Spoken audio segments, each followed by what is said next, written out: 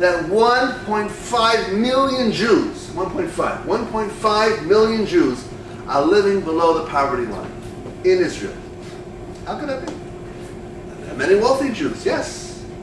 And there are many that go to sleep hungry. Walk around and see them going through the garbage. Go to Rishon LeZion. It's a big city. And go tonight, Thursday night. There's a group called Leiv HaChesed. And they give out food. Like a Tomchei Shabbos thing. That's what it was called in New York. I don't know what it's called in different places. Wonderful organization. They give food to people for Shabbat. It started with 10 people and went to 50. There's close to 900 people online now, right now, at this hour. Go to Rishon LeZion. I went once because I know one of the guys that, actually the biggest financial donor, a guy from New York who contributes a lot of money to this organization, called Kavod. He said, you guys have to see. We went.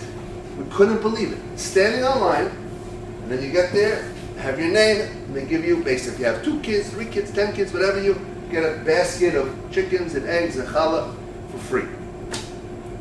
I'll never forget, I turned to Moshe, he was crying. Medinat Yisrael, Rishon LeZion, tonight, every Thursday night. Go, see what's happening. Do I have to tell you what the unemployment is in this country? But we have a concept called Aniyei Ircha Kudmi. So all this money that we send to Gaza, and all the Bituch Leumi that we're helping all these guys in the world, when we have Jews that don't have a parnasa, and we have to help them, we have to get Jews into the construction industry, and into all these type of industries that will be able to have Jewish workers, Avodat Ivrit. 3. I remember once I was with Moshe, and we were somewhere in America, flying somewhere, and actually it was a hotel late at night, and we were jet lagged, so about 2 o'clock in the morning, he looks at me and he says, Shmuel, I'm going to be Prime Minister one day. I said, yes, Moshe, I believe that. I'm working very hard to make that happen. He says, well, what do you want your job to be? My job. Let's see it. Foreign Minister. Yeah? Why do you want Foreign Minister? I said, foreign.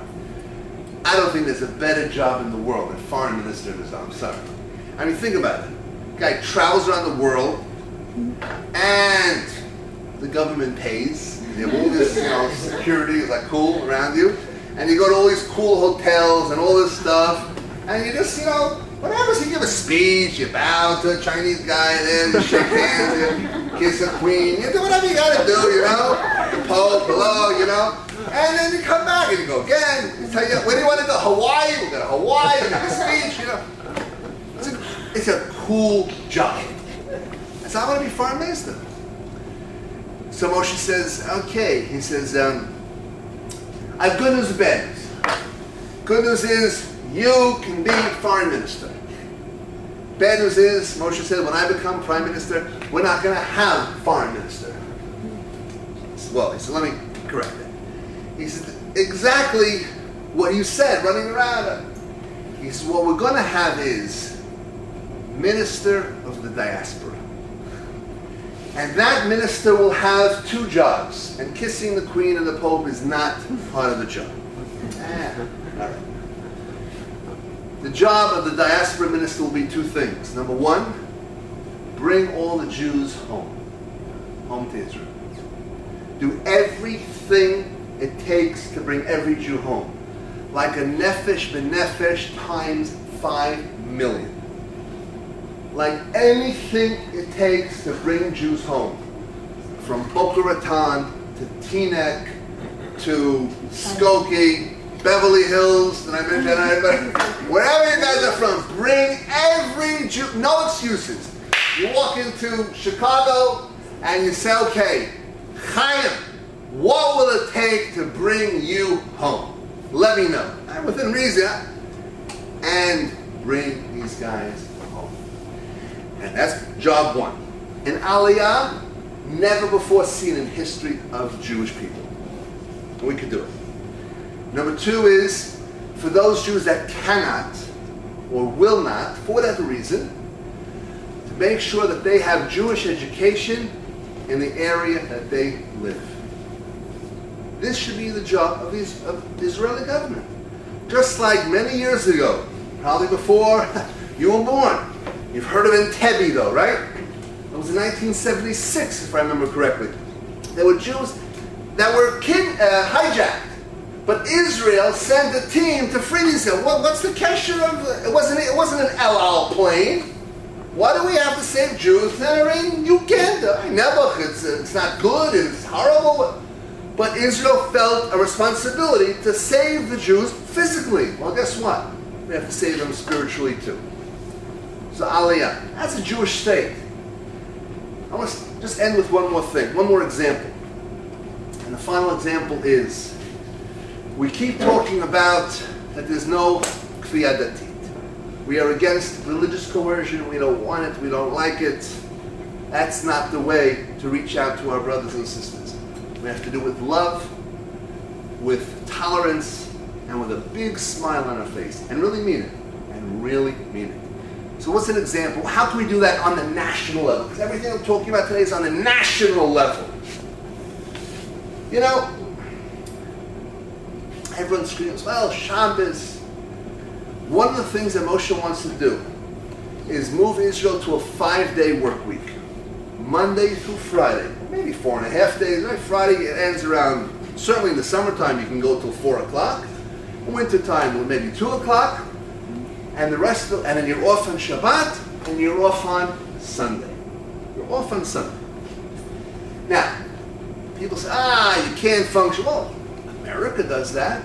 Other countries do that. Right? They're not bad. Shabbat, Sunday. Okay. Now, I'm asking you to do this favor for me. Tonight, first, you see a guy, not a religious guy. Ask him, you're a soccer fan? Yeah. You go to the soccer games? Of course, Israelis love to go to the soccer games. So why not? I also love sports. I don't really understand what they do with soccer, but okay. I love sports. All right. Anyway, bottom line is, I go to soccer games on Shabbat. Why? Because they're on Shabbat. Ask your friend. If you didn't work on Sunday, you had no work or school, Sunday was an off day, like in the States, no work on Sunday. And then we moved the soccer games from Shabbos to Sunday, would you mind? I guarantee you, he will not say, Shmuel, my grandfather went to soccer games on Saturday, and my father went to soccer games, I am going to soccer games on Saturday. He will not say that. If you move it to Sunday, provided again that Sunday is off, he will gladly go to the soccer game on Sunday. And guess what? He has now Shabbat to do what he wants to. And I'll bet you, without twisting his arm, many of them, certainly if they're Sephardim, will find their way to a Beit Knesset. Many of them. Why today don't they? Because it's their own, let's think about them for a second. It's their only day, right? There's no other day. So they have no other day. So they want to go to the beach and they want to visit their mother. So they're taking the car and they're driving. It's their only day. And they're very upset because some stores are closed. And why are they closed? The Datiyim closed the stores. It's my only day. And for part of the reason, they're right. Give them off Sunday. Move this to Sunday. You will see an increased level of Shmirat Shabbat. I don't know by what percentage, enormous percentage, and you've done it with a smile. And we can do that la'orach kol haderech, across the map. That's it. Jewish values, Jewish leadership, taking control and making this a Jewish state. So there's one thing I need from you. Who here, just raise your hand, who here has a Teudat Zehut number? Who here has a Teudat Zehut number? Okay. That means you're a citizen. Teudat Zehut number. That means you're a citizen. That means you can vote. I need those votes. What I need you to do, I need you to do it now.